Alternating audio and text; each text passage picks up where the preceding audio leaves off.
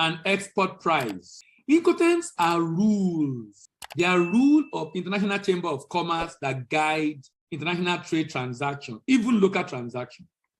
They are what essential term for trade in sales of goods, whether you are filling a purchase order, packaging and labeling a shipment for freight transport, or preparing a certificate of origin at a port.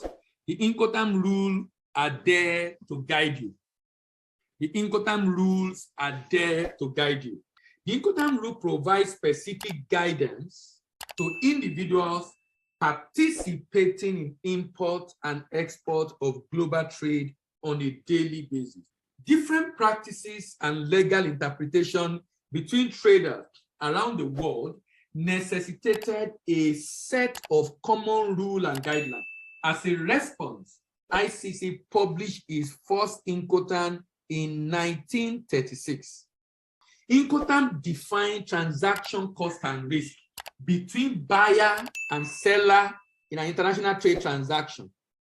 So if we choose an Incoterms in our transaction, there is no need for argument again, because the Incoterms already said who is bearing the risk at any point in time, who is bearing the cost at any point in time. So whoever bears the risk is the one that have lost money. There are 13 of those Incoterms, and we're going to look at them shortly. Sorry, there are 11 of them, rather. We're going to look at them shortly. The word Incoterms stands for International Commercial Terms, which is now a trademark of International Chamber of Commerce, registered in several countries. Today, more than ever, participants in global trade system require guidance and clarity with the emergence of new technologies, government policies, and environmental regulation. The Incoterms 2020 edition provides a common framework for the future of trade. Incoterms are identifiable as a series of three-letter trade terms related to common contractual sale practices, and these terms serve to clearly communicate the task to be performed by both parties, the cost to be incurred by both parties, the risk to be carried by both parties in the course of transportation of the goods and delivery to the designated point. Simplify sales contract. Incoterms simplify sales contract by defining respective obligation, cost, risk that are involved in delivery of goods. There are two groups or categories of Incoterms. Category one is called multimodal. It's applicable to any mode of transport. Category two is called monomodal. It's only applicable to sea transport or inland waterway transport. Category one, ex-works, free carrier, carriage paid to, carriage insurance paid to, deliver at place unloaded, deliver duty paid. Group two, free alongside ship, free on board, cost and freight, cost insurance and freight. Let's look at them one by one. And I'm going to do a simulation. So please look at your screen. If you have not been looking at your screen, just listening to me, please look at your screen now. You will notice I've arranged the Incoterms and did a little animation on PowerPoint to demonstrate the movement of cost, which with a dollar note there, and risk with a risk icon right there on the screen. For an export transaction, the exporter's cost and risk ends at the exporter's warehouse. What this then means is that exporters give the lowest responsibility to the exporter and the highest responsibility to the importer. Because what this means is that the importer will arrange for the movement of the goods out of the exporter's warehouse, clear it for export in the exporter's country, and transport it to his own country and clear it for import in his own country. Do you know that there are Nigerian importers who do exports? They buy from a supplier in China who will deliver to their warehouse, but they have a representative in Guangzhou in China who will help them move that goods from the warehouse of the exporter to the port and ship it to them in Nigeria.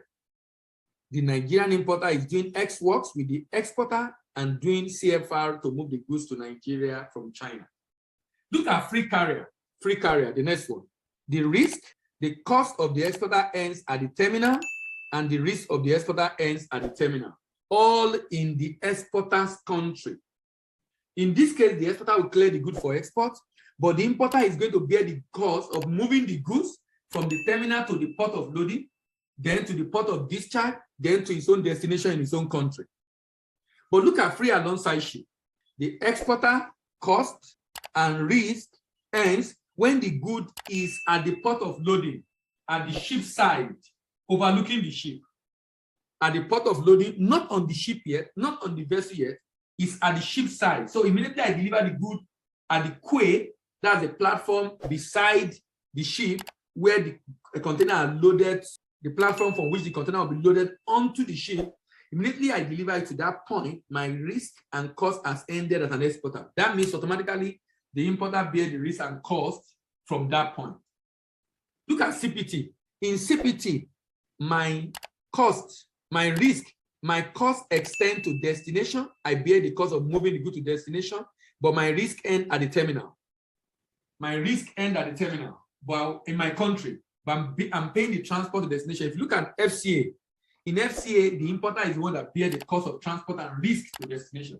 But in CPT, the importer bears the risk to destination, but the exporter bears the cost of shipping the good to destination. Same in CIP, carriage, insurance, pay to. The exporter bears the cost of transport and insurance to destination. The risk of the exporter ends in his country at the terminal. FOB, free on board. For free on board, the cost end on board the vessel and the risk end on board the vessel. The risk and cost of the exporter ends while the goods are loaded on board the vessel in the exporter's country. CFR, the exporter bears the cost of transport to destination, but the risk ends in his own country, just like CPT. And then CIF, the exporter bears the cost of transport and insurance to destination, but the risk of the exporter ends in his own country on board the vessel. Deliver at place, the risk and cost of the exporter ends when the good arrive at a terminal at the destination. The DAP, DPU, and DDP are called delivery Incoterms. The risk and cost of the exporter ends while the goods are delivered to a terminal at the destination. DPU, deliver at place unloaded. The risk of the exporter and the cost of the exporter ends at a destination in the importer's country, but the exporter will also unload the goods. Then deliver duty paid. The risk, the exporter bear the transport to destination and clear the goods, bear the cost of clearing the good at destination, and then carry the risk also to the final destination. Now, why did I show you that chart? Is to demonstrate to you that, that Incoterms affect pricing. The essence of showing you that chart is to let you know that Incoterms affect pricing. What exactly does that mean? I want you to look at the chart on the screen. This is a sesame seed export. The unit price is $1,000. Unit price is $1,000. The last cost there is shipping line local charges. And the transaction is FOB transaction. Look at the next one. The next one is CFR transaction.